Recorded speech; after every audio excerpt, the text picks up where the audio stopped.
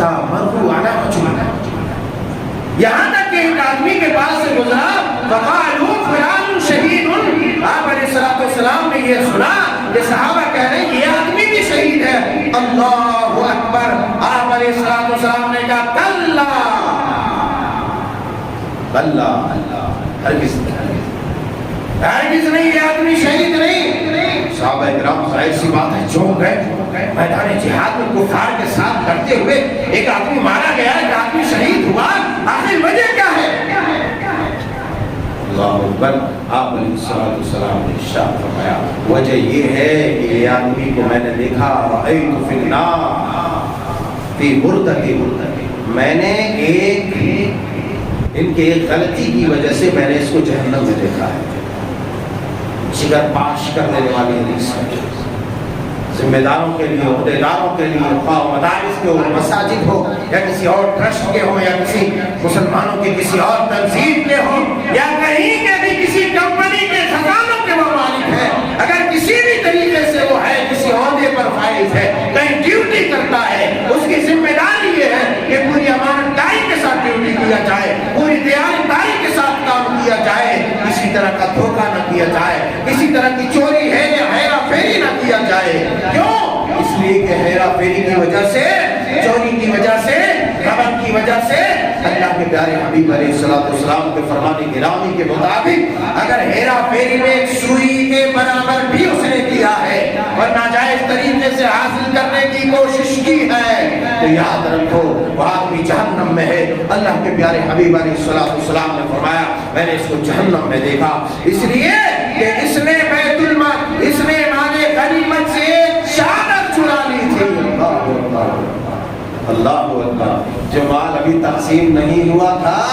اس مال سے اس نے ایک چادر لے لی تھی۔ میرے یاروں، میرے پیاروں، ذرا سمجھنے کا مقام ہے، ایک نبی کے شانہ بشانہ، نبی کے صحابہ کے شانہ بشانہ، اللہ اکبر، نبی کے ساتھیوں کے ساتھ، بکر و عمر کے ساتھ، عثمان و علی کے ساتھ، حیدر کرار کے ساتھ، خالد سیف اللہ کے ساتھ، ابو عبیدہ بن جراح کے ساتھ، دیگر عشرہ مبشرہ کے ساتھ، رضوان اللہ علیہ مجمعین کے شانہ بشانہ لڑنے والا صرف ایک چادر چوری کر کے، ایک چادر اجازت کے بغیر مال غنیمت سے اٹھا لے، اللہ اکبر، رب کے رسول یہ کہے میں نے دیکھا ہے اسے جہنم میں۔ مجھے بتاؤ لوگوں کو الٹا سیدھا پڑھا کر کے، لوگوں کو دھوکہ دے کر کے، قوم کا مال الٹے طریقے سے خیانت کر کے، قوم کا مال اپنے لیے حلال کر کے، اپنے لیے لوٹ کر کے کھا لے، اپنے لیے استعمال کر لے، اس آدمی کا ٹھکانہ کیا ہوگا؟ میرے یارو دل کو پاش کر دینے والی حدیث ہے۔ کس قدر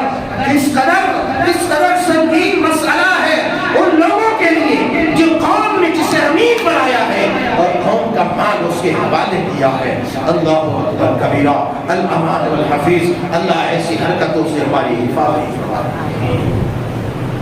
یہ انتہائی خطرناک عمل ہے، کہا کہ صرف ایک چادر کی وجہ سے لاکھوں لاکھ جو ہڑپ کر جا رہا ہے۔ پڑھتے رہو فاتحہ، لگاتے رہو اتنا اور خوشبو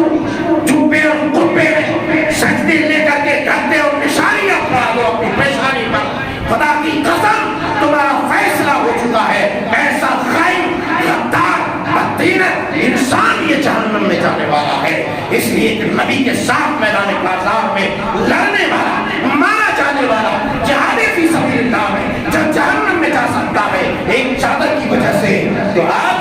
صرف 2-3 وقت کی نماز تمہارے پڑھ لینے سے، ہمارے پڑھ لینے سے ہم جنت نہیں جا سکتے، ایسی ذلیل حرکت کرنے کی وجہ سے۔ میرے یارو، مسئلہ حرام خوری کا اتنا سنگین ہے، یاد رکھو کھا لو گے، لوگوں کو بے وقوف بنا لو گے، لوگوں کو پٹے پڑھا لو گے،